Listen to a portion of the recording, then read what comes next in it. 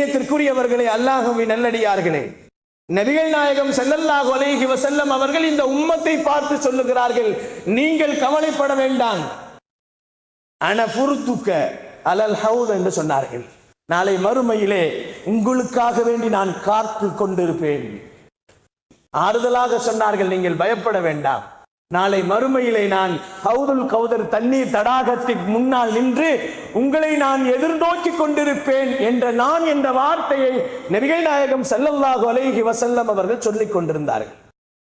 அதே போன்றுதான் பெருமானார் ஸல்லல்லாஹு அலைஹி வஸல்லம் அவர்கள் நான் என்ற வார்த்தையை சில நேரங்களிலே பயன்படுத்தலாம். ஒருவர் கேள்வி கேட்கிறார், அந்த நேரத்திலே பதிலுக்கு நான் என்று சொல்லலாம்.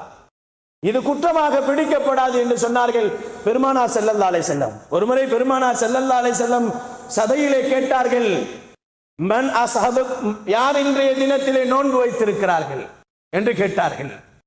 நோன்பு வைத்தவர்கள் யார் உங்களில் என்று கேட்டார்கள். எழுந்தார்கள் அபூபக்கர் சித்திக் அன என்று சொன்னார்கள். இரண்டாவது கேட்டார்கள், இன்றைக்கு யார் மிஸ்கீனுக்கு உணவு கொடுத்தவர்கள்? எழுந்தார்கள் அபூபக்கர் சித்திக் அன என்று சொன்னார்கள். நபிகள் நாயகம் ஸல்லல்லாஹு அலைஹி வஸல்லம் அடுத்து கேட்டார்கள், நோயாளிகளை சந்தித்தவர்கள் யார்? அன என்று சொன்னார்கள். நான் என்று சொன்னார்கள் அபூபக்கர் சித்திக் ரலியல்லாஹு. அடுத்த கேள்வியை பெருமானார் ஸல்லல்லாஹு அலைஹி வஸல்லம் தொடர்ந்து கேட்டார்கள், இன்றைய ஜனாசாவில் கலந்து கொண்டவர் யார் என்று கேட்டார்கள். அன என்று சொன்னார்கள். இந்த அன என்ற வார்த்தை, நான் என்ற வார்த்தை இருக்கிறது அல்லவா, சில நேரங்களிலே அல்லாஹ்விடத்திலே பொருத்தத்தை தேடித்தரும், சுவர்க்கத்தையே தேடித்தரும் என்று சொன்னார்கள் பெருமான் ஸல்லல்லாஹு அலைஹி வஸல்லம்.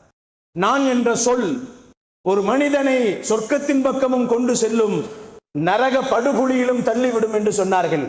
கண்ணியமானவர்களே, அல்லாஹ்வின் நல்லடியார்களே, அதே போன்று